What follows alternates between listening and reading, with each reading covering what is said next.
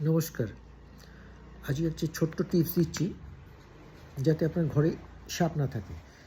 শীতকালে তো ঘরে সাপগুলো বাইরে থেকে ঘরের মধ্যে সেফ জায়গায় এসে বসে থাকে, সেটা না থাকে সেই জন্য। তো কী করবেন, বাড়িতে জানলার কাছে তুলসী গাছ লাগাবেন, ঘরে নিম তো স্প্রে করবেন, ব্লিচিং পাউডার জলে ঘরে মুছুন ডেইলি, সাপ আসবে না গন্ধে। আর পেঁয়াজ রসুনের পেস্টের গন্ধে সাপ আসে না। তো বাগানে পেঁয়াজ গাছ, রসুন গাছ এগুলো লাগান। এই সময় কী হয়, ঘরের মধ্যে সাপগুলো ঢুকে সেফ জায়গায় বসে থাকে, তো সেটা যাতে না হয় সেই জন্য এইগুলো বলা।